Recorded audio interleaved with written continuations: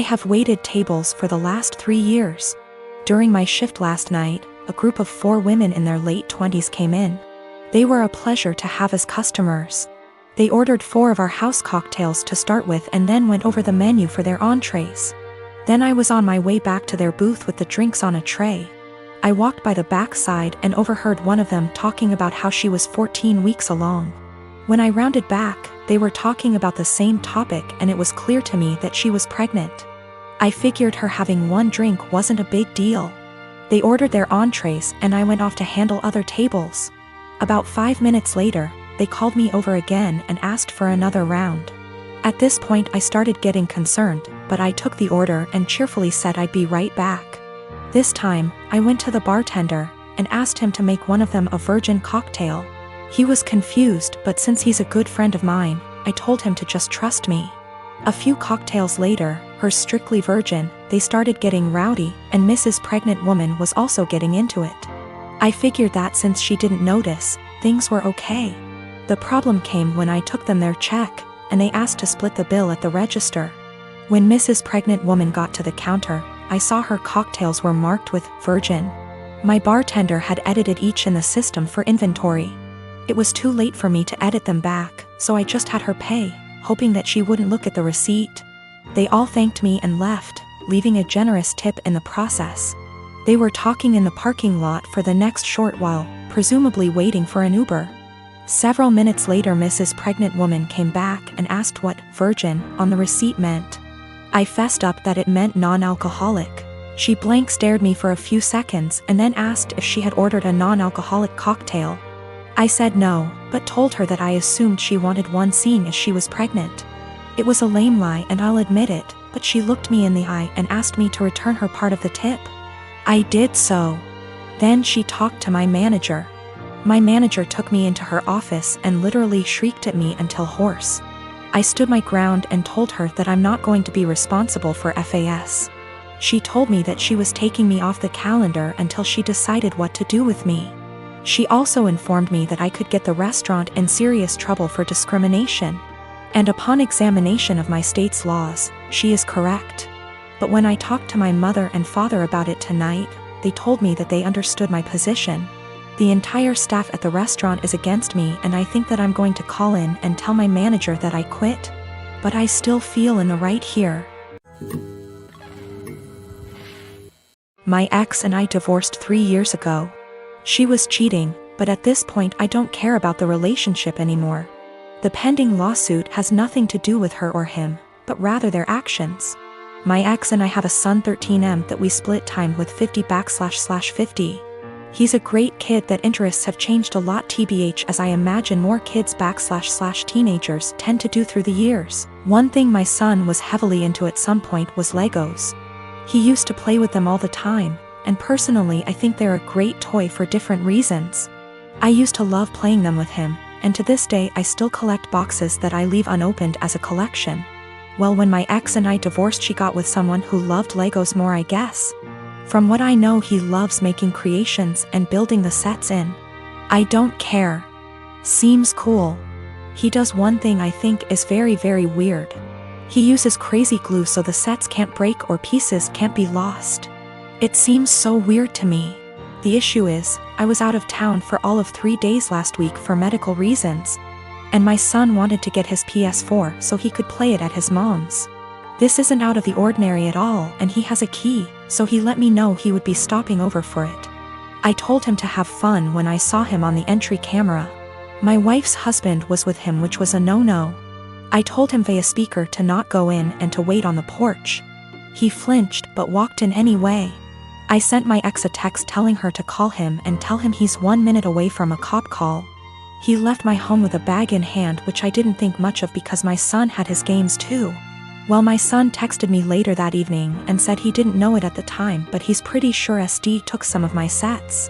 These are all old sets and 2 are worth big money. When I got home I confirmed the missing sets and called my ex. She had no idea, but he admired he took them, but it was so son could have the sets to complete his collection. My son doesn't even like Legos anymore and told his mom he wouldn't steal from me. My wife asked how much it would cost to replace them and unfortunately it's more than their savings.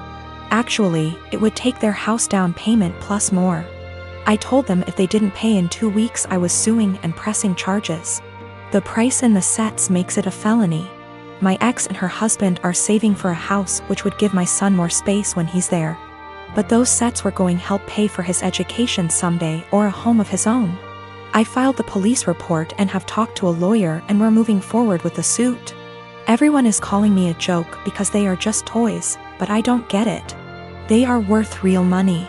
I'm not rich, guys. I needed those to help with my son's future, but again taking this money does deny my son things at his mom's house. Ex and I had way too young. We're friendly co-parents. One big rule we share is if our daughter breaks something, she pays for it. Now, sis and I are the only grandkids. Aunt never married. Instead, she worked with GMA and GPA at their Seams Tri-store, and took it over when they retired. Sis's girlfriend proposed last year. GPA offered to make FSIL a custom suit, which she was over the moon about. GMA had me ask Sis what her dream dress was and record the convo. Sis, thinking it was just between us, told me in great detail what her dream dress was, though said it was way too expensive. So she would get something much cheaper. Well, a few months later GMA surprised Sis with her dream wedding dress. It FOT perfectly and everyone cried. Sadly, GMA recently passed away, which hit us all hard. Sis was devastated, but decided that the dress meant GMA would still be there with us at the wedding. The issue comes in with C. She's very large, much larger than Sis. 3 days ago, we decided to go visit Sis and see how she was doing. It was great, but then C asked if she could try on the dress. Sis politely said no. C made a face, but dropped it. Later, we decided to go grab dinner. Sis and I went to pick up our orders, but C decided to stay and play with Sis's dog. We got back, and the dress was destroyed. C had apparently tried to get it on, popping some seams, and got stuck. Instead of waiting for help, she cut her way out. The dress was hacked to bits. Sis was devastated and asked us to leave. I grounded C and called Aunt with some pictures, asking if it could be saved. She said there was no. She said she'd make a new one, but it wasn't the same. Then she dropped the bomb on me. GMA had hand-sewed most of the dress, used super expensive fabric, and put almost 500 hours in making that dress. Since it was the only family wedding we'd have. In total, the dress cost $12,000, give or take. C has about $15,000 saved from various jobs, as well as winning writing competitions. This was supposed to help her in college. I took her to the bank and set in motion transferring all the funds, since as her parent I still have control over it. $12,000 to Aunt to pay for the new dress. $3,000 to my sister's wedding, as an emotional distress tax. I explained exactly why this was happening to C, but she sobbed the entire time, asking what was she supposed to do for college and saying it wasn't her fault. I told her she could get a job if she didn't get a scholarship. And it was her fault for trying on the dress after she'd been told no, and for not waiting until we got back. A few popped seams could have been fixed. Hacking the dress to pieces couldn't. C told my ex, and while she agreed C was in the wrong after the full story, said I shouldn't have ruined her future for a free dress. I reminded her of our rule, and she still thinks I'm wrong. $3,000, that was to make up to my sister that C destroyed the last gift our dead grandma ever gave her. I consider that part of the price of destroying the dress, since even if Aunt remakes it, it's lost a great deal of its sentiment value. I pointed out how young we has her because I wanted to explain how a 31-year-old has a 16-year-old kid. I do not resent having her. She's the best thing I've ever done. I also brought up C's size because Sis has Crohn's disease and thus is very tiny.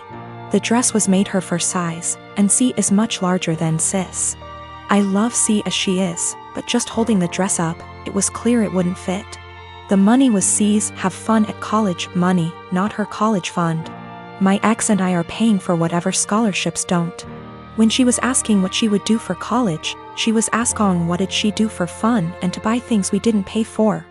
I got off the phone with my ex. I sent her the pictures, and she freaked. She apparently didn't believe me when I said it had been hacked apart, and believed it was just a few torn seams. She was pretty much on my side after. She told me that she spent the day badgering our daughter, asking her why she did what she did. And finally she cracked and said she was mad that grandma wasn't alive to make her a dress, and that it was unfair. My sister got a free beautiful dress as a reminder when my daughter got nothing.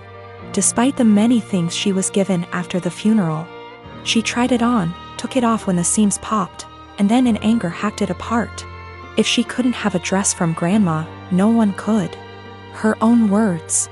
Honestly, knowing she did it on purpose has just made things worse. The fact that she could be so. My sister called me saying that her work had an emergency and she needs to get there ASAP and needed me to watch her kids because no one else can. I rushed over there just to find her husband locked in his game room playing video games. I asked her why she called me over if he was home and she said he didn't want to babysit because it was his only day off. Sister left, and I started hanging with the kids. I was changing the baby's diaper and the other kids wanted a snack. I told them to go ask their dad to make them a snack since the baby had a blowout and it was going to take me a while to clean him up. Well, their dad sent them back upstairs and told them to ask me again. After cleaning the baby up, I made the kids a snack and their dad came out to eat and told me not to let the kids interrupt him on his day off. By the way, he works part-time from home, 6 days a week. I kind of snapped at him and told him it was my day off too and that he's a useless father and husband if his wife has to rely on her teenage sister rather than her own husband. He started telling me I was disrespectful and didn't understand how hard parenting is, and I told him he clearly doesn't understand how hard it is either since he considers parenting his own children babysitting. He ended up kicking me out and apparently my sister was forced to come home because he told her she needed to figure it out, since I'm her sister. I feel like I may be the asshole because my sister is mad at me, her husband is mad at me, my mom is mad at me for causing drama, but my dad thinks it's funny and agrees with me. I definitely didn't need to call him names, but I just hate this guy so much. We have argued about things in the past as well, so we already don't have a great relationship. My sister is saying I need to apologize to him and he is threatening to never let me into the kids' lives if I keep disrespecting him. He does not take care of the kids normally.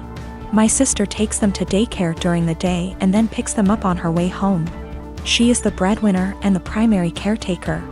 I really love those kids and don't have an issue babysitting them. I love hanging out with them. I also don't blame my mother for her being mad at me.